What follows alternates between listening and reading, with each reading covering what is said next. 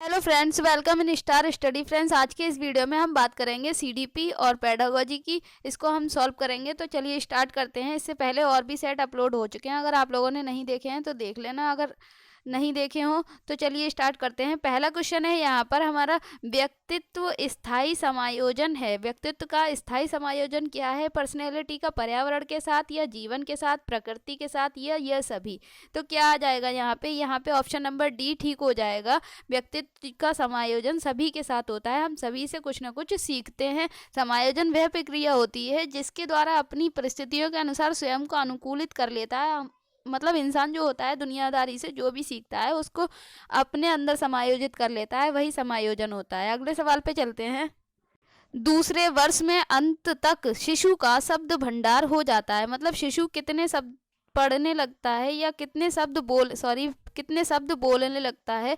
तो यहाँ पे क्या हो जाएगा? यहाँ पे ऑप्शन नंबर 2 ठीक हो जाएगा। वो 100 शब्द करीब बोलने लगता है 2 साल की अवस्था तक। अगले सवाल पे चलते हैं। यहाँ अगला सवाल दिया गया है, संवेगों की उत्पत्ति होती है किससे होती है? मूल प्रवृत्ति से, गत्यात्मक प्रक्रियाओं से, पोषण से, या इनमें से कोई नहीं। कौन सा ऑप्शन यहाँ पर ठीक होगा? तो संवेगों की बात आ रही है तो मूल प्रवृत्ति की बात आ जाएगी। यहाँ पे ऑप्शन नंबर ए ठीक हो जाएगा। अगले सवाल पे चलते हैं। शर्म तथा गर्व, मतलब बालक में शर्म तथा गर्व जैसी भावना का विकास किस अवस्था में होता है? शैशवावस्था में, बाल्यावस्था में, किशोरावस्था में, या वृद्धावस्था में। तो यहाँ पे कौन सा ऑप्शन ठीक हो जाएगा? शैशवावस्था में तो वो ऐसा कुछ जानता ही नहीं है, और यहाँ पे ऑप्शन नंबर बी ठीक हो जाएगा। बाल्यावस्था में शर्म और गर्व जैसी भावनाएं आ जाती हैं। अगले सवाल पे चलते हैं। अगला सवाल क्या है? यहाँ पर अगला सवाल दिया गया है, मैकडूगल के अनुसार मूल प्रवृत्ति जिज्ञासा का संबंध कौन से संवेग से है? भय से, घृणा से, आश्चर्य से, या भूख से। तो किसकी बात की जा रही है? जिज्ञासा की बात की जा रही है। तो जिज्ञासा का संबंध किससे होगा? तो यहाँ पे ऑप्शन से हम पहचानते हैं कि जिज्ञासा का संबंध भय से तो होगा ही नहीं, घृणा से भी नहीं होगा, भूख से भी नहीं होगा। ऑप्शन नंबर सी यहाँ पे ठीक हो जाएगा। आश्चर्य से जिज्ञासा का संबंध है। अगले सवाल पे चलते हैं। सीखने के नियम के प्रतिपादक हैं। सीखने के नियम के प्रतिपादक कौन है? इसको तो सोचना ही नहीं है, सीधे सीधे थॉर्नडाइक इसका आंसर हो जाता है। सीखने के नियम इन्होंने ही दिए थे, और इन्होंने सीखने के 3 नियम बताए थे। कौन कौन से? अभ्यास का नियम, प्रभाव का नियम, या और तत्परता का नियम। 3 नियम बताए थे इन्होंने। अगले सवाल पे चलते हैं। शेषवावस्था की मुख्य विशेषता क्या नहीं है? मतलब शेषवावस्था जो होती है 0 से 6 वर्ष तक की आयु जो होती है वो शेषावस्था होती है। तो इसमें शेषावस्था की विशेषता कौन सी नहीं है? वह पूछ रहा है। सीखने की प्रक्रिया से तीव्रता में तीव्रता होगा यहाँ पे। सीखने की प्रक्रिया में तीव्रता, जिज्ञासा की प्रवृत्ति, अनुकरण द्वारा सीखने की प्रवृत्ति, या चिंतन प्रक्रिया। तो अनुकरण से सीखता है वो। जिज्ञासा उसमें सवाल पूछने की भी होती है। सीखने की प्रक्रिया मतलब सीखना, वो जल्दी जल्दी सीखता है, लेकिन चिंतन, वो चिंतन करना नहीं जानता है। ये तो औपचारिक अवस्था में पहुंच जाता है। यहाँ पे ऑप्शन नंबर डी यहाँ ठीक हो जाएगा। अगले सवाल पे चलते हैं।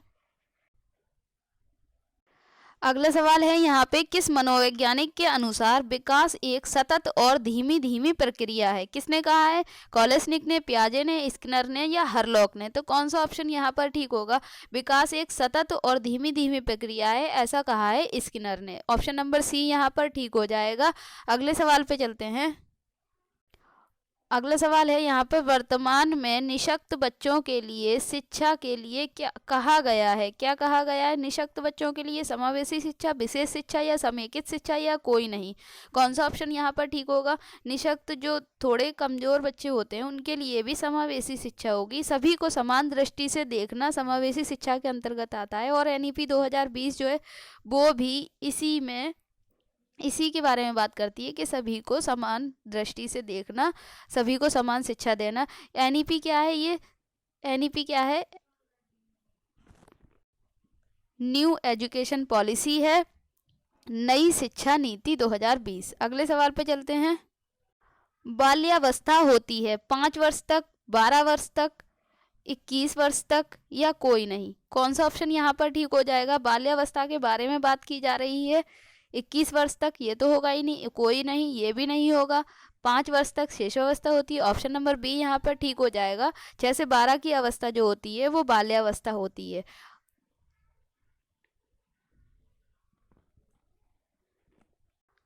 सवाल है व्यक्तित्व विकास की अवस्था है अधिगम एवं वृद्धि, व्यक्तिवृत्त अध्ययन, उपचारात्मक अध्ययन। तो कौन सा ऑप्शन यहाँ पर ठीक हो जाएगा?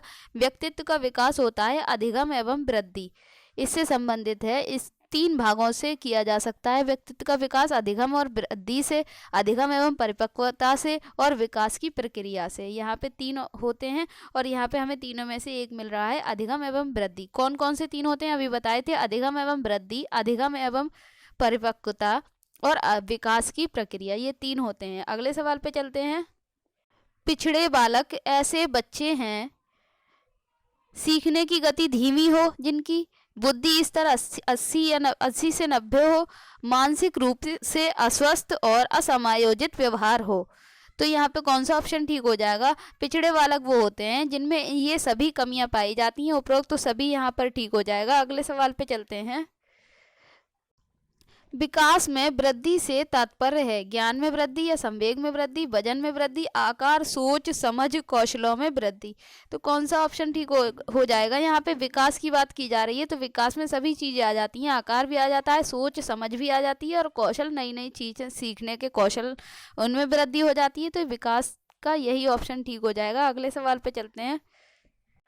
परिपक्वता का संबंध है, परिपक्वता जिसको बोलते हैं हम मैच्योरिटी का संबंध किससे है? विकास से, बुद्धि से, सृजनात्मकता से, या रुचि से। कौन सा ऑप्शन ठीक हो जाएगा? जब विकास चल रहा होता है, विकास अच्छी तरह से हो रहा होता है, तो वो परिपक्वता मैच्योरिटी में बदल जाता है। तो यहाँ पे ऑप्शन नंबर ए ठीक हो जाएगा। अगले सवाल पे चलते हैं। तनाव और क्रोध की अवस्था है, कौन सी है तनाव और क्रोध की अवस्था? शेषावस्था, किशोरावस्था, बाल्यावस्था या वृद्धावस्था? शेषावस्था, इसमें तो तनाव होगा ही नहीं, वृद्धावस्था में भी नहीं ज़्यादा, यहाँ बाल्यावस्था भी ऑप्शन ठीक नहीं होगा। ऑप्शन नंबर बी यहाँ पे ठीक हो जाएगा। किशोरावस्था में तनाव और क्रोध की अवस्था होती है, इसको बोला जाता है तनाव और क्रोध की अवस्था। इसको संघर्ष और तूफान की अवस्था भी बोला जाता है, और ऐसा किसने बोला है? स्टैनले हल ने बोला है। संघर्ष और तूफान की अवस्था बोला है, किसको बोला है? किशोरावस्था को। अगले सवाल पे चलते हैं। यहाँ पे सवाल दिया गया है, बच्चों की रुचि बनाए रखने के लिए आप कौन सी विधि का चयन करेंगे? बच्चों को पढ़कर आने को कहेंगे और प्रश्न पूछेंगे, या स्वयं गतिविधि करेंगे तथा बच्चों को बताएंगे? आप गतिविधि में बच्चों को शामिल करेंगे या बच्चों को स्वयं गतिविधि करने के लिए देंगे? तो क्या करेंगे आप? बच्चों में रुचि उत्पन्न करने के लिए क्या करेंगे? बच्चों को स्वयं गतिविधि करने के लिए देंगे। अगले सवाल पे चलते हैं। ऐसा होता है, बच्चों को स्वयं गतिविधि करने के लिए दे देते हैं तो बच्चों को करने में भी इंटरेस्ट आता है। अगर उनको कुछ नहीं आता है तो वो टीचर से सहयोग भी मांग लेते हैं, और ऐसा करने से बच्चों में स्वतंत्रता की भावना आ जाती है, और उन अलग अलग तरीकों का प्रयोग करके वे अलग अलग चीज़ों को बनाने की कोशिश करते हैं, और वो अपने आप को सेल्फ डिपेंड फील करने लगते हैं। तो यहाँ पे ऑप्शन नंबर डी यहाँ ठीक हो जाएगा। अगले सवाल पे चलते हैं। यहाँ सवाल दिया गया है, बच्चे की मानसिक आयु 12 वर्ष तथा वास्तविक आयु 10 वर्ष है, तो उसकी बुद्धि लब्धि क्या होगी? तो बुद्धि लब्धि का फॉर्मूला क्या होता है? बुद्धि लब्धि बराबर मानसिक आयु बटे वास्तविक आयु मल्टीप्लाई 100। तो यहाँ पे क्या हो जाएगा? इसको इससे क्रॉस 0 से 0 कैंसिल हो जाएगा, और 12 का 10 में करेंगे 120 हो जाएगा। तो ऑप्शन नंबर सी यहाँ पर ठीक हो जाएगा। अगले सवाल पे चलते हैं। क्वेश्चन नंबर 18 है, यहाँ पर शारीरिक विकास का क्षेत्र है। शारीरिक विकास का क्या क्षेत्र है? स्नायु मंडल, स्मृति, अभिप्रेरणा या समायोजन? तो कौन सा ऑप्शन यहाँ पर ठीक होगा? शारीरिक विकास के लिए क्या होता है? जबकि स्मृति, अभिप्रेरणा और समायोजन का संबंध जिससे होता है, स्मृति, अभिप्रेरणा और समायोजन का संबंध मानसिक विकास से होता है। स्मृति मानसिक होती है, अभिप्रेरणा भी मानसिक होती है। जब मोटिवेशन वाली, समायोजन, हम किसी चीज़ को मतलब किसी बिहेवियर को सीखते हैं, अपने अंदर समायोजित कर लेते हैं, तो यह भी मानसिक विकास के अंतर्गत आता है। लेकिन स्नायु मंडल जो होता है, इसका संबंध होता है शारीरिक विकास से होता है। अगले सवाल पे चलते हैं। अगला सवाल क्या है? सवाल है यहाँ पर, मूल्यांकन किया जाना चाहिए। ऑप्शन पढ़ते हैं। यहाँ पे क्या लिखा है? मूल्यांकन से बच्चे पढ़ेंगे, पता लगता है कि बच्चों की उपलब्धि का पता लगता है, बच्चों के सीखने के स्तर का ज्ञान होता है, और शिक्षकों की उपलब्धि का पता लगता है। तो मूल्यांकन से क्या होता है, मूल्यांकन से क्या होता है, मूल्यांकन से बच्चों की सीखने की स्थिति का पता लगता है। तो यहाँ पे कौन सा ऑप्शन ठीक हो जाएगा, ऑप्शन नंबर सी यहाँ ठीक हो जाएगा। बच्चों के सीखने के स्तर पर ज्ञान होता है कि उन्होंने क्या सीखा है, कहाँ कमी है, क्या रह गया है। इसलिए अगले सवाल पे चलते हैं। शरीर के आकार में वृद्धि होती है क्योंकि शारीरिक और गत्यात्मक विकास, संवेगात्मक विकास, संज्ञानात्मक विकास या नैतिक विकास। शरीर के आकार में वृद्धि किससे होगी, संवेगात्मक विकास से होगी, नहीं। संज्ञानात्मक विकास से होगी, नहीं। नैतिक विकास से होगी, नहीं। आकार में, शरीर में आकार में वृद्धि बता रहा है तो शारीरिक और गत्यात्मक विकास से होगी। जितना मतलब जितना इंसान गति करता है, हाथ पैरों को चलाता है, उसी से उसका शारीरिक विकास होता है। जैसे कुछ लोग जिम ज्वाइन कर लेते हैं तो मतलब शरीर की मांसपेशियों को उसमें चलाया जाता है तो उससे शरीर का विकास होता है। तो यहाँ पे ऑप्शन नंबर ए ठीक हो जाएगा। शारीरिक और गत्यात्मक विकास से शरीर के आकार में वृद्धि होती है। अगले सवाल पे चलते हैं। मानसिक विकास को प्रभावित करने वाले कारक हैं। मानसिक विकास को कौन प्रभावित करता है, वंशानुक्रम, परिवार का वातावरण, परिवार की सामाजिक स्थिति या उपरोक्त समस्त। तो कौन सा ऑप्शन यहाँ पर ठीक होगा, मानसिक विकास जो होता है इस पर हर चीज का असर पड़ता है। वंशानुक्रम का भी असर पड़ता है, परिवार के वातावरण का भी असर पड़ता है और परिवार की सामाजिक स्थिति का भी असर पड़ता है। तो यहाँ पे ऑप्शन नंबर डी ठीक हो जाएगा सभी। सवाल है यहाँ पर, किस मनोवैज्ञानिक के अनुसार सीखने का मतलब ज्ञान का निर्माण करना है। स्किनर के अनुसार, पियाजे के अनुसार, थॉर्नडाइक के अनुसार या लेव वाइगोत्स्की के अनुसार। किस मनोवैज्ञानिक के अनुसार सीखने का मतलब ज्ञान का निर्माण करना होता है। तो ऑप्शन नंबर यहाँ पर बी ठीक हो जाएगा। पियाजे के अनुसार है कि बच्चा जब कुछ सीखता है तो उसमें कहीं ना कहीं ज्ञान का निर्माण होता है और इन्होंने ही बच्चों को नन्हे वैज्ञानिक भी कहा है। ऑप्शन नंबर बी यहाँ पे ठीक है। अगले सवाल पे चलते हैं। पियाजे के संज्ञानात्मक विकास के सिद्धांत के अनुसार संवेदी क्रियात्मक अवस्था होती है जन्म से 2 वर्ष, 2 से 7 वर्ष, 7 से 11 वर्ष या 11 से 16 वर्ष। तो पियाजे ने 4 अवस्थाएं दी हैं, संवेदी क्रियात्मक अवस्था, पूर्व संक्रियात्मक, मूर्त संक्रियात्मक और औपचारिक अवस्था। 4 अवस्थाएं दी हैं। तो जिसमें उन्होंने संवेदी क्रियात्मक अवस्था की अवधि बताई है जन्म से 2 वर्ष। यहाँ पे ऑप्शन नंबर ए ठीक हो जाएगा, जन्म से 2 वर्ष। अब इसमें देख लेते हैं उन्होंने 4 जो अवस्थाएं बताई हैं तो उसमें कौन कौन सी अवस्था कितने वर्ष की होती है। पियाजे के संज्ञानात्मक विकास के अनुसार 4 अवस्थाएं होती हैं। संवेदी गामक अवस्था, जिसको संवेदी क्रियात्मक अवस्था बोला जाता है, 0 से 2 वर्ष होती है। पूर्व संक्रियात्मक अवस्था 2 से 7 वर्ष तक होती है। मूर्त संक्रियात्मक अवस्था 7 से 11 वर्ष तक होती है। और औपचारिक संक्रियात्मक अवस्था कहाँ से होती है, 11 वर्ष के बाद की अवस्था को कहा जाता है। और संवेदी वाली को अनुकरण वाली अवस्था भी कहा जाता है। अगले सवाल पे चलते हैं। आरटीई एक्ट 2009 के अनुसार प्राथमिक विद्यालयों में शिक्षकों को प्रति सप्ताह कुल कितने घंटे की योजना बनाकर कार्य करना है, कितने घंटे पढ़ाना होता है शिक्षकों को।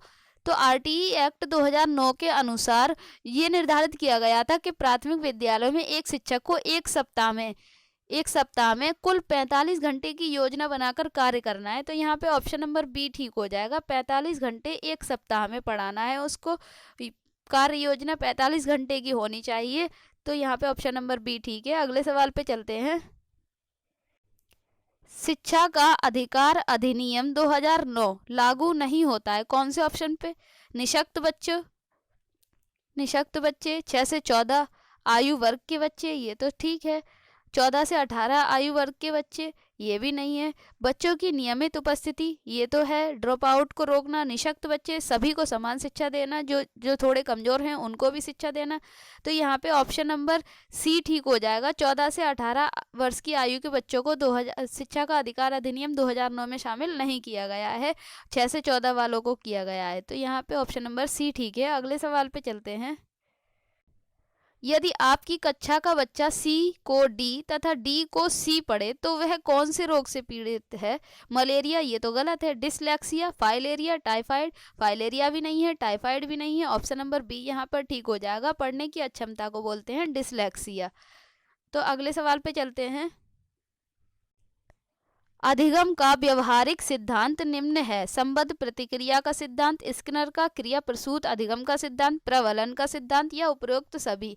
तो अधिगम के तीनों ही व्यवहारिक सिद्धांत हैं। कौन कौन से हैं? संबद्ध प्रतिक्रिया का सिद्धांत भी है, स्किनर का क्रिया प्रसूत अधिगम का सिद्धांत भी है, प्रबलन का भी सिद्धांत है। ऑप्शन नंबर डी यहाँ पर ठीक हो जाएगा, सभी।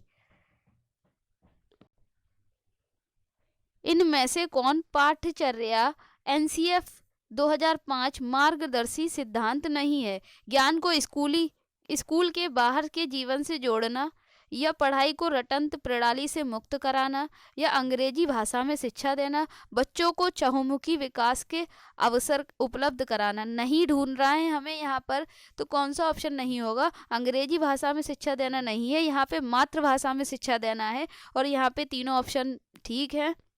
अगले सवाल पे चलते हैं।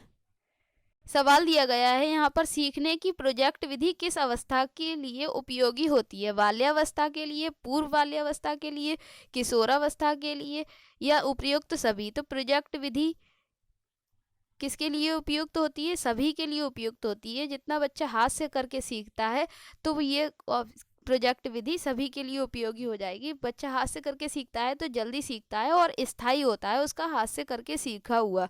यहाँ पे अगले सवाल पे चलते हैं। अगर वीडियो को अभी तक लाइक नहीं किया है तो वीडियो को लाइक कर दें। राष्ट्रीय पाठ्यचर्या की रूपरेखा 2005 दस्तावेज में भाषा के लिए निहित है। एक भाषा, द्वि भाषा, तीन भाषा या बहुभाषा? कौन सा ऑप्शन यहाँ पर ठीक हो जाएगा? तो एनसीएफ 2005 के अनुरूप ये बात कर रहा है। तो 5 के अनुरूप उन्होंने बताया है कि भाषा जो होनी चाहिए बहुभाषा होनी चाहिए। बहुभाषा का अर्थ होता है कि बच्चों के लिए बहुभाषा एक संसाधन का काम करती है। अगर एक कक्षा में, एनसीएफ 2005 के अनुसार बता रहे हैं कि अगर एक कक्षा में विभिन्न भाषाओं वाले बच्चे आ जाते हैं, विभिन्न पृष्ठभूमि के बच्चे आ जाते हैं, तो वो एक बाधा नहीं है, वो एक संसाधन के रूप में कार्य करेगा बच्चों के लिए और भाषाएं सीखने के लिए उनको प्रतिबद्ध करेगा। और ये एक संसाधन के रूप में बहुभाषा काम करती है। अगले यहाँ पे पूरा होता है ये प्रैक्टिस सेट। अगर वीडियो पसंद आया हो तो वीडियो को लाइक कर देना। अगर चैनल पे नए हैं तो चैनल को सब्सक्राइब कर लेना।